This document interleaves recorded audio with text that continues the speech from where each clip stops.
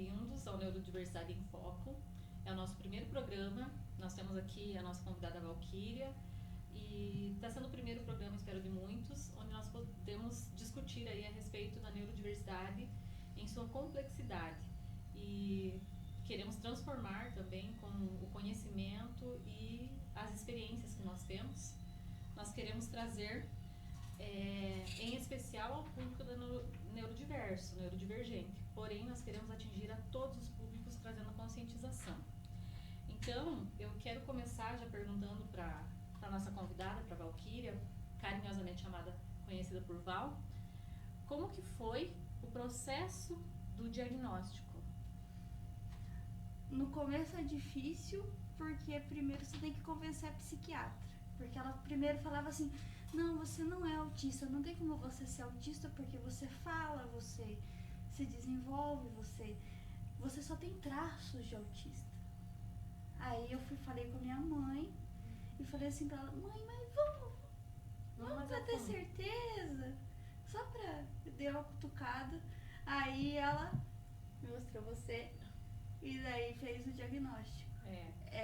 E assim, até você chegar, porque pra mim você chegou aos 24 anos, né? Então, a tua trajetória até a chegada do teu diagnóstico propriamente, como foi, né? A tua infância, foi algo fácil? Como que eram nos ambientes? Como você se sentia desde criança?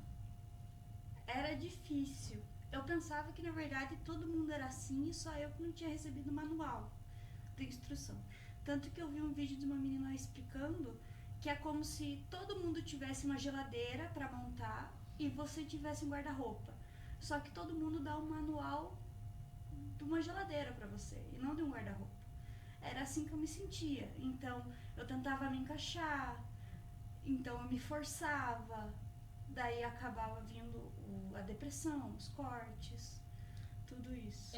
Aí eu imagino que eu já tenha chegado nessa parte da automutilação, já foi no período ali da adolescência. Da adolescência mesmo, né? Principalmente. Onde você se sentia ainda, né? Porque já é comum do adolescente ele se sentir diferente. E aí quando você tem todas essas comorbidades, né? E a depressão ela vem, então automaticamente ocorrem, né? Essas automutilações. Mas assim, até você chegar ali, eu lembro que você me relatava lá durante a tua avaliação ainda sobre a situação de você imitar as princesas para você conseguir eu imitava as princesas da Disney porque eu achava que elas eram o ideal. Toda menina queria ser aquilo, então eu imitava elas para o que eu era muito feita de trouxa, né? Por causa disso. E você, olhando você toda, né? Eu gosto tanto de ver a forma com que você se veste, que é muito autêntica. E as princesas, elas são muito mais delicadas, né? Como você se sente ao ser o oposto do que você tentou ser? Eu antigamente me sentia muito triste, só que agora eu já me acolho mais. Oposto que eu digo na maneira de se vestir, porque a delicadeza da Valquíria, até hoje mesmo, ela compartilhou uma produção dela com vídeo, áudio ali, ela produziu uma música, ela produziu contando sobre a trajetória dela até aqui, e é algo muito forte, muito impactante, e que, se possível, depois a gente compartilha, né? Se ela autorizar e também, né, se a gente conseguir o espaço, a gente vai estar compartilhando sobre esse medo, a culpa que existe, as dores que não são visíveis, né? Então eu queria também que você falasse a respeito desse ambiente escolar, como você se sentia lá dentro da escola mesmo, porque é onde as emoções gritam mais alto, né? Por mais engraçado que fosse, as crianças me acolhiam mais do que os adultos. Os adultos me afastavam. Eu sofri bullying de uma professora que me chamava de mentirosa. Então, assim, foi muito difícil porque ninguém acreditava em mim. Ninguém acreditava na dor que eu estava passando porque achavam que eu era simplesmente preguiçosa. E se as pessoas, né, pudessem perceber quais as dores que existiam, quais as impressões que existiam ao você ali, no caso, você era confrontada, né, dentro do ambiente escolar e chamada de mentirosa. E como você descreveria isso hoje? Você acha que mudou essa realidade dentro das escolas ou elas estão mais... Não. Eu acho que não mudou. Você acha que estão melhores ou piores? Eu acho que tá um pouco melhor porque agora a gente tá falando mais sobre o assunto. Mas não significa que esse assunto às vezes chegue em quem precisa chegar, sabe? Até porque a gente tem muito adulto aí, né? Tanto em todos os ambientes que nós estamos, né? Nós temos muitos adultos não diagnosticados. Uhum. Então, essa restrição comportamental, né? Essa parte cognitiva, ainda, né? A gente tem a parte de os tabus mesmo, onde eu cresci dessa forma, eu aprendi a trabalhar dessa maneira, então eu não vou ceder ao capricho dessa criança. Então ela tá mentindo. Essa semana ainda a gente teve uma situação aí de uma colega, onde a filha dela passou por uma situação bem desagradável e ela foi exposta, e quando ela vai conseguir confiar de novo em alguém? Uhum. Então, a importância de nós olharmos para as nossas crianças, para os nossos adolescentes e validarmos as suas emoções, os seus sentimentos, e também essa parte onde eles não conhecem, ainda não têm maturidade. É que eu acho que muitas vezes a criança e o adolescente não são vistos como pessoas também.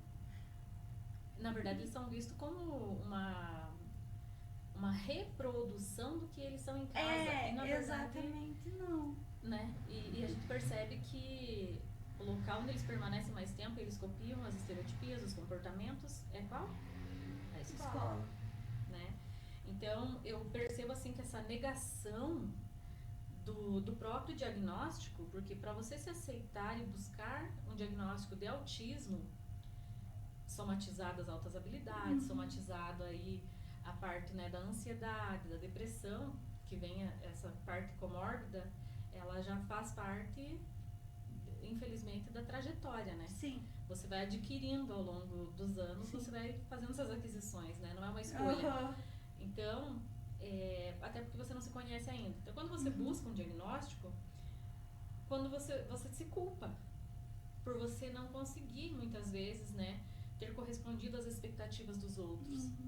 Falo isso porque você chegou aí pra faculdade, né? Cheguei. E não consegui passar. Porque era muito, muito difícil pra mim. Eu não entendia, mas eu entendo hoje, que o ambiente da faculdade era muito, como posso, corrosivo. Talvez essa palavra.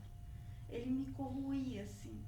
E você viu que dia desses eu fiz eu discorri a respeito de como foi o meu período de faculdade. E eu também passei por fases, turmas, né, onde realmente eu me sentia assim. E no meu último ano de faculdade eu fui acolhida. Então é possível você ser acolhido num ambiente, né, acadêmico, ali, seja na escola, seja na faculdade. Nos ambientes que nós estamos é possível. Então quando a gente vem falar sobre esse universo né, neurodivergente, é porque nós acreditamos que é possível, a gente sabe que é. Sim. Então, quando eu penso tanto lá no mercado de trabalho, quando eu penso nessa inclusão desde os anos iniciais, é pensando mesmo em fazer a diferença para esse adulto que vai chegar nos ambientes onde nós estamos sendo atendidos, né?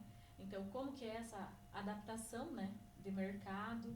Tudo isso vem já do nosso preparo, desde a primeira infância até nós chegarmos na universidade. Então, como que eu vou querer um profissional? Por exemplo, você hoje está fazendo arte, né? Tô. Como que você vai chegar dentro do ambiente escolar e vai lecionar se você não tiver, né, a capacidade de você compreender o outro?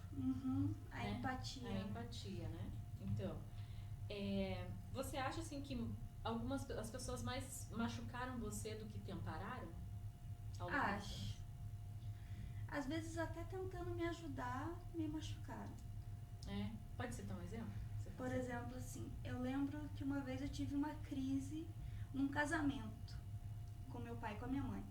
E ao invés deles me acolherem e tentarem me entender, eles simplesmente brigaram comigo do porquê que eu tava fazendo aquilo. Por que eu tava fazendo birra? Mas aí a gente vai ter que ir para um outro patamar, né? Que os pais, até a fala do teu próprio pai me chamou a atenção há poucos dias, que as pessoas culpam muito o ambiente familiar dos comportamentos.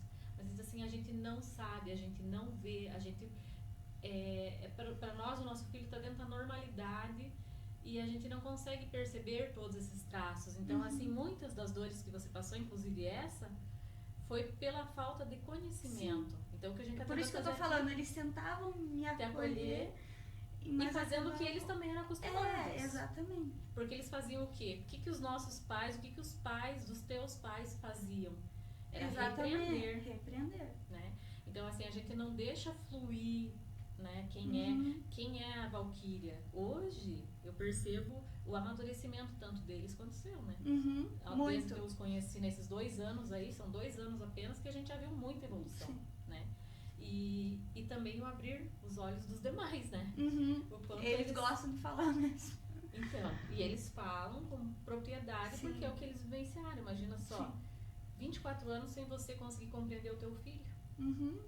Também para eles era muito difícil, porque procuravam os especialistas e não conseguiam, né, encontrar quem era a Valquíria e como remédios e nada adiantava. E aí, essa chegada do diagnóstico, como foi pra você? Primeiro foi um choque, porque é igual eu te falei, eu meio que já sabia, mas mesmo assim foi um choque. É como o luto, né? Você passa pelas fases do luto. Perdeu o chão. Então daí você começa a juntar os cacos e se entender. Então, peraí, isso que acontecia comigo era isso? Então daí você começa a se acolher mais, a se abraçar mais. E começa a perceber que existem mais Valquírias. Mais Valquírias, exatamente. Eu fui pra internet, encontrei muitas pessoas queridas hoje. E agora você já tá conseguindo encontrar, né, no teu dia a dia, no meu dia a dia. E ela também tá conseguindo, inclusive, encaminhar coleguinhas para que eles busquem essa ajuda também, né?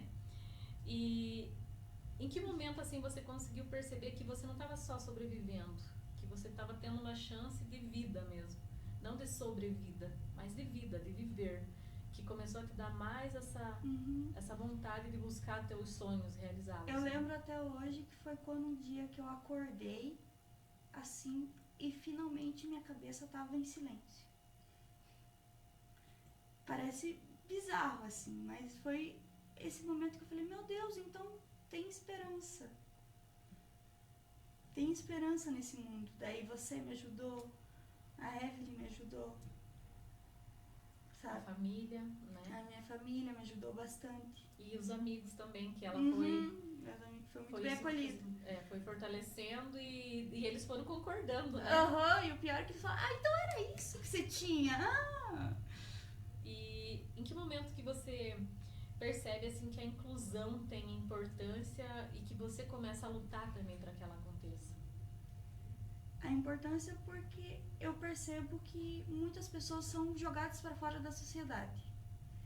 Então, a partir do momento que você coloca essas pessoas para dentro da sociedade, essa sociedade muda para melhor. Porque são outras visões, outros sentimentos trazidos, sabe? Outra educação possível. Realmente, eu achei que essa tua visão até me fez, assim, lembrar e fazer uma intertextualidade aí com a Bíblia, né? Que na Bíblia, o que eles faziam com os leprosos? Colocavam pra fora, né? Então, a partir do momento que eu descubro como curar, como tratar, eu posso deixar eles conviverem, né? Porque são seres como nós, né? Todos somos iguais. Então, enxergar de forma a deixarmos todos igualitariamente, porém, mesmo com as nossas comorbidades, com os nossos desafios, né? Que a gente consegue também se colocar e se realizar no que a gente se propõe, né?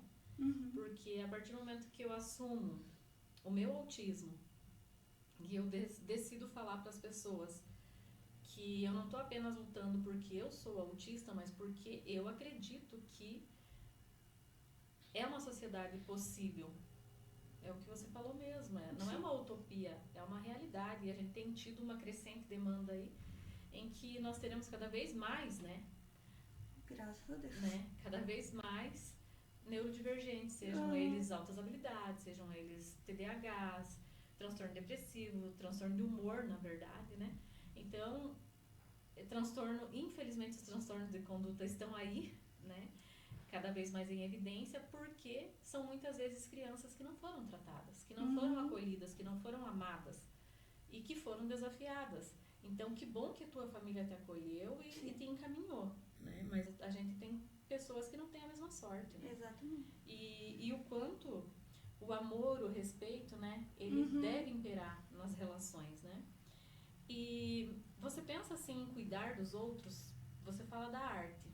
Hoje você está com a música, você está com as suas ilustrações, porque ela é uma excelente artista. Então, você pensa em como utilizar esse teu dom? Eu ainda tô me descobrindo, mas eu quero mostrar minha visão para o mundo, isso que eu acho mais importante, com a minha arte, com a minha música agora, que eu tô descobrindo, e sabe, meus poemas. E não sei lá, Você acha, então, mas você acha que vai acontecer de algumas pessoas se identificarem com você, assim como você se identifica com já tá acontecendo no meu TikTok.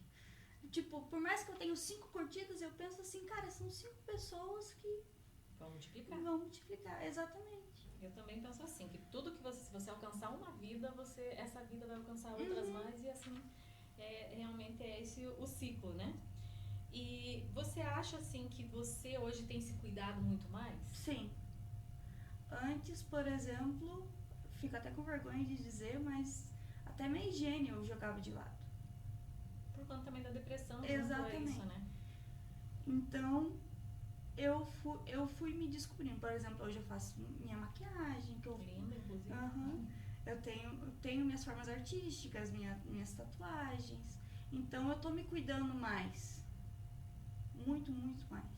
E você acha, com tudo que a gente tem visto hoje a respeito de abusos, né? Você acha que também isso também tem um medo, por isso que muitas vezes não se cuida tanto, é o medo do olhar do outro sobre você, por você ter uma ingenuidade? Chamar a atenção sempre é um problema pra gente. Porque assim que o outro percebe que pode se aproveitar de você, ele vai se aproveitar. Claro que são pessoas ruins. Por isso que é bom você sempre estar cercado de pessoas que te asseguram. Por exemplo, quando eu saio com meus amigos. Por isso que eu prefiro ficar do lado deles. Porque se alguma coisa acontecer, eles me avisam, ele tá de sacanagem com você. Más intenções, né? Quem é a Valquíria hoje? Era uma pessoa artística, se descobrindo, dançando sozinha, sabe? Cuidando de quem mais que você cuida? Eu cuido dos meus cachorros, meus periquitos, meus calopsitas, meus gatos. Eu amo meus gatos, meus animais. Tenho hiperfoco neles. Se hoje alguém chegasse pra você e dissesse que descobriu o autismo hoje, que recebeu o diagnóstico, mas eu não tô falando da pessoa em si, mas de uma mãe que tenha recebido essa notícia, o que você diria pra ela? Primeiro, calma. Porque é aquele turbilhão de emoções. Então, era isso que meu filho tinha. Meu Deus, como eu pude deixar isso acontecer? Por exemplo, eu às vezes vejo muita culpa na minha mãe. Né? Então, calma. A culpa não é sua. Faça o possível para amar e respeitar o seu filho. Para colocar ele em terapias. Ajudar ele da melhor forma possível. E se você fosse a profissional que recebe essa criança com o diagnóstico, como você acha que você se comportaria? Com muita felicidade. Porque se descobrir, eu acho que é a melhor coisa que existe. E você conseguiria conscientizar e avisar os seus colegas, por exemplo, se você hoje estivesse exercendo já a tua profissão de professora, você conseguiria... você faria isso de conscientizar os demais colegas? Sim, claro. Porque você percebe que na escola precisa disso? Precisa muito, e com certeza se eu for para a sala de aula, eu vou ensinar meus alunos direitinho, cada coisinha. Tá vendo porque sua professora é assim? Esse tipo de coisa. Me colocar, porque as crianças veem o adulto como um espelho. Então é importante o adulto falar para elas. Você poderia dizer para mim o que define a tua trajetória até aqui? Força. Por quê? Porque eu lutei muito para chegar até aqui, tá viva, sobreviver. Eu lutei bastante e hoje eu tô feliz. Isso é o mais importante. Isso é o mais importante mesmo. E qual que é o teu sonho futuro? Eu quero trabalhar, ter uma vida normal, assim, eu não tenho grandes sonhos. O que é uma vida normal? Uma vida normal vai ter uma casa, cachorro pra cuidar, trabalhar, ter meu dinheiro, meu próprio dinheiro, sabe? Ter uma vida independente. Eu ainda não alcancei isso, mas eu vou alcançar. Isso é algo que te incomoda? Você não ter o teu próprio dinheiro? Incomoda um pouco. E existe alguém, uma pessoa que você possa falar pra mim que marcou a tua história? Temple Grandin. Gosto que você fale dela. Descobri ela na faculdade. E ela é maravilhosa, meu Deus do céu. Eu vejo cada como é que palestra daquela mulher, eu fico mais encantada por ela ainda. Ela depende, né, muito porque ela viveu na pele, né? Ela Uma criança que não falava, que não oralizava. Uma criança hoje... que foi descrita pra estar no hospício. Porque no período em que ela foi, existiam ainda, né, os manicômios, ainda existiam os hospícios.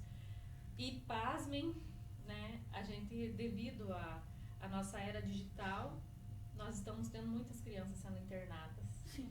Para que elas saiam. Então, querendo ou não, a gente está voltando, infelizmente a gente tem progressos e regressos, que é a luta né? antimanicomial é tão importante. Muito importante, muito. A tua fala foi muito... Então, olha, a pergunta que eu ia te fazer, o que ainda precisa mudar no Brasil? Essa luta manicomial é uma delas, né? É. Que a gente... Mas, eu não sei se falar mais empatia parece muito genérico, mas... Eu acho que tudo, assim, autistas eles aprendem com a repetição. Então, eu acho assim que seria esse repetir, né? Por mais que a gente esteja falando empatia de uma forma repetitiva, não é para o autista aprender, mas para quem convive com os neurodivergentes, sejam eles os diagnósticos que forem, e independente de ter um diagnóstico, ter empatia é necessário. Tentar entender. Se colocar no lugar do outro, tentar compreender o universo do outro, né? Eu trabalhei dia desses falando sobre antecedente, comportamento, né? E o que vem depois, né? Então, assim, nenhum comportamento ele vem sem trazer uma mensagem, né? Então, uma criança que faz xixi lá dentro da sala de aula, que hoje não é tão comum, mas aconteceu, né, Valquíria? Sim. Então, acontecia. Eu, quando eu era criança, presenciei isso também em sala de aula, porque o professor ele tem autoridade, se ele falou que o aluno não vai sair da sala agora, ele não vai sair, daí acaba... Exatamente, né? Acaba acontecendo. Então, pode, né, numa situação dessa, esse comportamento, né, então ele teve um antecedente, eu pedi para ir ao banheiro, o professor não deixou, mas eu não consegui segurar, porque eu ainda não tenho um controle total sobre isso, e dependendo se eu fico nervosa, por exemplo, acontece com mais frequência ainda. E aí eu acabo fazendo xixi dentro da minha sala de aula. Eu sou exposto ao ridículo, né, então o aluno é exposto ao ridículo na frente dos colegas, e é uma situação que vai ficar marcada pro resto da vida. E que pode, infelizmente, quando a gente não tem um diagnóstico, ele pode trazer um diagnóstico. Exatamente. Então, assim, se as pessoas percebessem o quanto o que elas fazem vai refletir no outro, o quanto elas falam e refletem nos demais, elas repensariam muito, porque a adulta que você é hoje, aos teus 26 anos, poderia sim ter uma trajetória diferente por conta da empatia, que não te enxergaram, né? Então levaram 24 anos para você ser vista e percebida na sua totalidade e valorizada, né? No que você tem de habilidade e potencialidade. E isso é uma das coisas que eu gosto muito de enfatizar, porque é o que nós precisamos, que a gente valorize e se dedique mais a mostrar essa humanização, né? Porque tá tudo se esfriando. E fica difícil até para quem exerce a profissão. É difícil. E se você está num ambiente onde você não É igual o professor de português chegar na aula de educação física, ele nunca vai ser bem visto. Nunca vai ser bem-vindo. Então, por que não a gente transformar os ambientes onde a gente está de uma forma positiva, né? Você falou da Temple Grandin. Você acha que teria alguma influência dela sobre a Valkyria hoje? Sim. O que ela te influencia mais, assim? Ela me influenciou a tá tudo bem com meus hiperfocos. Hiperfocos? Por exemplo, eu tenho hiperfocos em animais. Ela tinha em vacas, né? Também, em animais. Então, eu entendi ela e falei assim, caramba, então isso não é estranho. Muito pelo contrário, né? Até quando a gente consegue trabalhar utilizando o hiperfoco, por exemplo, uma criança que ela tem hiperlexia, ela vai aprender a ler, mas não compreender. Então, nós temos que usar a facilidade da leitura, a facilidade de gostar de letras, desse universo, para que ela consiga aprender a compreender textos, a compreender a literalidade das coisas, né? Porque tudo é muito literal.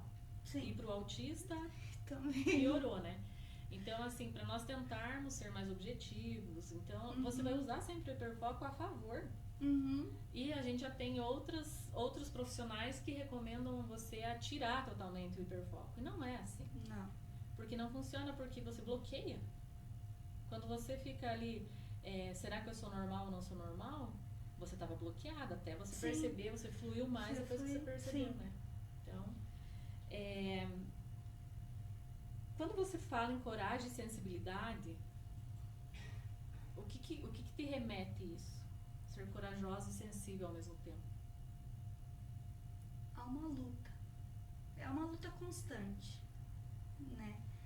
Porque ser muito sensível também não é algo muito bacana. E eu sou muito sensível, principalmente com hiperempatia e tudo mais. Então, é uma luta, sim. Às vezes eu tenho que me controlar, colocar um pé pra trás, respirar. E daí pra seguir em frente. Para você buscar essa coragem. Exatamente. Então você tem que também voltar alguns passos, né? Quando eu falo de ambientes inclusivos, como é Laranjeiras do Sul para você? Já foi pior. Hoje eu vejo autista por todo canto na Laranjeiras do Sul e eu fico feliz com isso. E você se preocupa quando você vê muitos autistas, no caso crianças? Depende do momento. Às vezes eu me preocupo porque eu penso assim, meu Deus, quantos? Por que será que tá tendo tanto diagnóstico? Aí você sabe a resposta. Porque a ciência evoluiu bastante. Principalmente para nós, mulheres autistas. Então, daí eu tenho essa preocupação, mas também fico feliz da pessoa ter o diagnóstico, então é meio... Que vai ser trabalhado, né, com ela desde a intervenção precoce, ela vem sendo algo que tem salvo vidas mesmo. Sim. Para que que não ocorram situações dentro do ambiente, seja dentro de uma igreja, dentro da escola, dentro do mercado, para que essa pessoa seja compreendida na sua totalidade e para que ela consiga também, durante o período ali em que ela está em crise, que ela não seja simplesmente taxada, né? Porque a gente tem mania de colocar etiqueta nas pessoas, né? Então, assim, que a gente compreenda mesmo e deixe que a situação se normalize, para que a família também se sinta acolhida, porque os pais se sentem envergonhados, os pais não sabem como reagir, eles querem tirar da situação, como aconteceu com a Valkyria lá no casamento, eles culpam a criança, mas assim, então quando a gente vai trazendo cada vez mais os diagnósticos, vem vindo a intervenção, vai ficando mais fácil de compreendermos, né, os comportamentos, e também a gente tem que sempre entender que nenhum comportamento surge do nada, ele vai vir com um antecedente, ele vai surgir a partir de alguma situação, pode ser a luz que está muito forte, pode ser um barulho muito imperceptível para todos, mas que para essa criança, ou adolescente, enfim, ou adulto, vai ser muito maior. a parede, se muda uma cor de parede para o autista que não foi avisado, não teve a previsibilidade, não houve, né, um aviso prévio, ele pode ocorrer, né, de entrar em crise. E aí, para quem não compreende, só vai generalizar aquele comportamento. E aí vai colocar a etiquetinha, né? Por isso que é importante a gente ter mais autistas nas ruas. Sim, por isso que os pais não devem, né, mantê-los em casa, devem tirá-los. Em casa, exatamente. Isso mesmo. Então, como você me falou, se você pudesse olhar para tua mãe hoje e falar para ela sobre quem é a Valquíria e o quanto ela foi importante nessa trajetória. Eu agradeço muito a minha mãe, porque ela sempre esteve do meu lado. Por mais que ela não me entendia, ela sempre esteve do meu lado.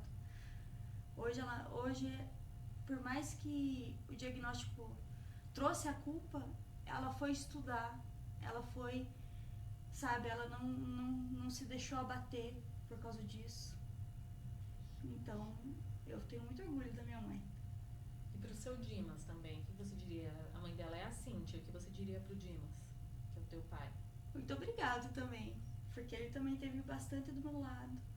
Ele ficava do meu lado na escola, quando aconteciam os ataques. Então... Ele acreditava em você. Exatamente. Eu agradeço muito isso. Ele criou uma filha bocuda, como ele fala. Na verdade, eu acredito que são todos, né? Mas apenas alguns são calados por conta mesmo do medo, né? Porque não tem como... quando a gente impõe, né, medo, as situações você não permite que a pessoa em si, não apenas com o diagnóstico, né? Que ela consiga se impor, colocar as suas vontades e também as suas impressões a respeito de determinadas situações. Quando só escuta um lado da história, não escuta o restante. Então, impor medo, né? Quando você percebeu a tua evolução, até quando você acha que você evoluiu? Você acha que você evoluiu mais agora, pós-diagnóstico? Pós-diagnóstico, com certeza. Muito, muito mais. Diminuiu os remédios, a terapia também. As crises diminuíram bastante. Eu consigo prever elas, então eu consigo controlar. Autoconhecimento. Então veio, né? O diagnóstico veio de uma forma para te sanar, inclusive até a automutilação. Acabou, graças a Deus. Que bom, né? São benefícios aí.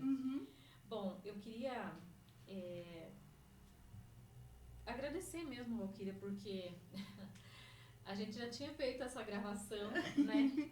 Mas a gente teve um probleminha técnico, então ela aceitou novamente vir fazer essa troca, fazer essa conversa aqui com a gente.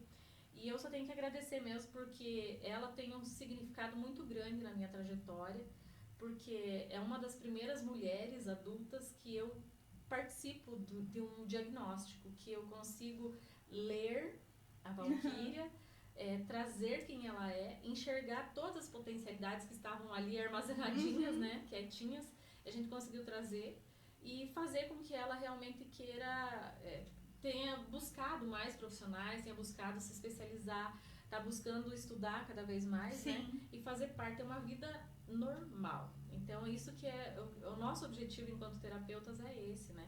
E eu quero muito te agradecer porque você está fazendo parte desse primeiro programa e convidar que as pessoas continuem nos acompanhando, porque virão outros programas também com convidados aí para trazer informações sobre leis, sobre as terapias, sobre como é a paternidade, a maternidade dentro, né, do espectro. Então, para que as pessoas se conheçam e se percebam que não estão só. E que contem com a gente, né, para o que precisarem, né, Valquíria? Sim. Seria isso. Muito obrigada.